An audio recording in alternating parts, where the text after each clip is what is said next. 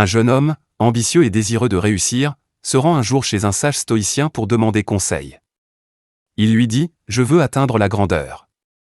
Comment puis-je réussir dans la vie ?»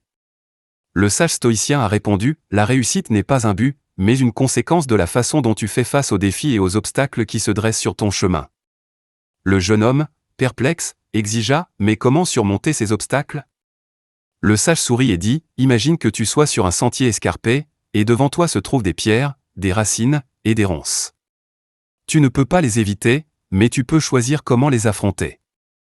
Tu peux soit te laisser le désarroi par ta frustration, soit les aborder avec calme et persévérance. » Le jeune homme réfléchit et comprit. Il comprit que la véritable réussite ne résidait pas dans la quête de la perfection ou dans l'évitement des difficultés, mais dans la capacité à les surmonter avec tranquillité d'esprit, déterminant des résultats. Le sage conclut, la réussite est une question de maîtrise de soi, de constance dans l'effort et d'acceptation des résultats, qu'ils soient à la hauteur de tes attentes ou non. Ainsi, le jeune homme partit avec une nouvelle perspective, prêt à affronter ses défis, sachant que sa vraie réussite résidait dans sa manière d'agir plutôt que dans la destination finale. Le jeune homme, après avoir pris les paroles du sage à cœur, revient sur son chemin. Il rencontrera rapidement un obstacle, un ruisseau qui barrait sa route. Frustré, il cherche une solution immédiate, mais rien ne semblait fonctionner. Il se souvint alors des enseignements du sage. Plutôt que de lutter contre la situation, il cherche un moyen de la comprendre.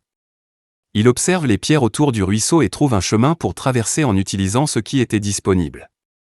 Il comprend que, parfois, la solution ne réside pas dans la lutte contre les obstacles, mais dans l'acceptation des circonstances et la recherche de la meilleure façon d'y faire face.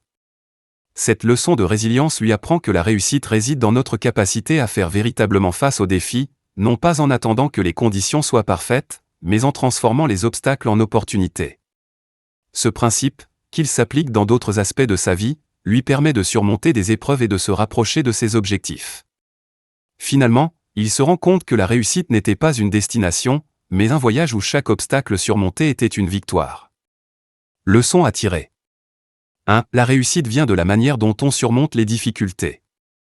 2. Accepter ce que l'on ne peut pas changer permet de trouver des solutions créatives. 3. Les obstacles sont des opportunités déguisées. 4. Le succès réside dans la constance, non dans l'attente d'une perfection. 5. La sérénité face aux défis mène à la paix intérieure et à l'accomplissement personnel.